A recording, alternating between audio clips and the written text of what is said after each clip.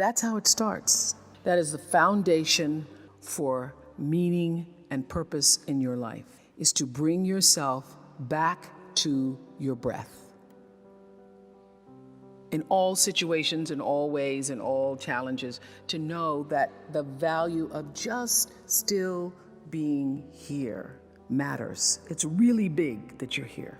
It's really big because everybody here has been called from the ethers to do the will, to fulfill the highest expression of yourself as a human being, and to do that in truth.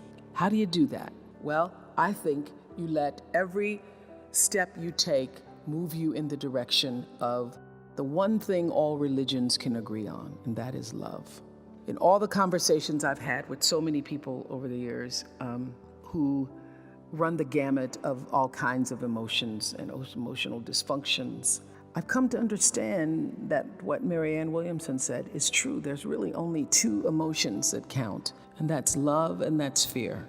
And in all of your movements through life, you're either moving in the direction of one or the other. In order to have a meaningful life, you have to choose love. And not the schmaltzy-daltzy kind of love, but the kind of love that really counts. The kind of love that when everything else is going wrong and nobody even knows you're choosing it, you choose love. The kind of love that says, I'm here for you no matter what. You choose love. The kind of love that means you make the right decision even when you know the other person is wrong. You choose love because love is not just, it's a verb, and it's everything that represents kindness and grace and harmony and cooperation and reverence for life. So when you choose when you're in a situation where you are mad and you know that they are wrong, if you can go to that space of the breath, in God I move and breathe and have my. But thousands of people who came from levels of dysfunction, who came from levels of pain, who were suffering, who were challenged in their progression of trying to be the best human beings they could be. And they allowed themselves the opportunity to come on our show, the Oprah Winfrey Show, and share their stories. I am one who believes in the sharing of stories. I believe in the process of sharing, period, because I know that all life gets better when you share it. And those thousands of people who have been guests on the show, and many of them who are also audience members, have been my greatest teachers. And I would say that one of my gifts, and it's everybody's job to know what your gift is. So when I talk about my gift, I'm not bragging, it's just fact. It's just a fact, it's a gift. One of my gifts that I've had since I was a little girl growing up in Mississippi, being raised on a tiny little acre farm with my grandmother, is that I knew how to pay attention. I was a great observer of life.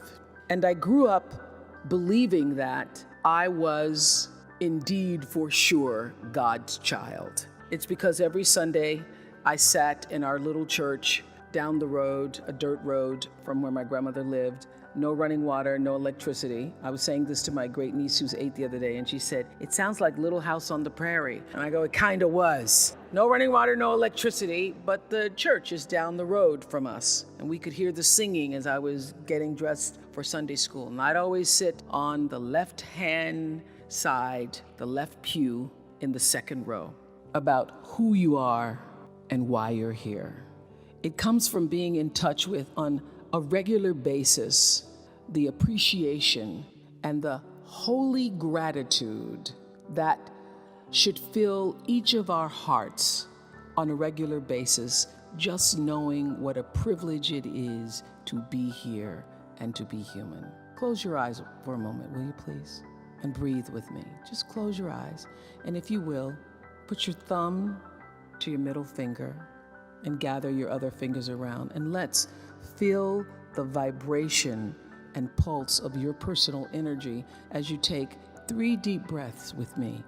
That something greater than me was in charge of my destiny, of my fate, that it wasn't just me alone, having to survive for myself, is the thing, is the value, is the rock that has sustained me.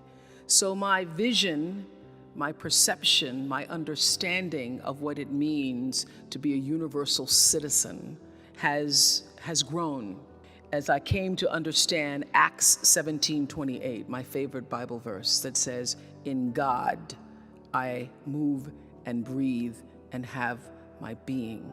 So my every attempt in life has been, since I was a little girl, to be in that space that I call God, to literally live in the breath that is God.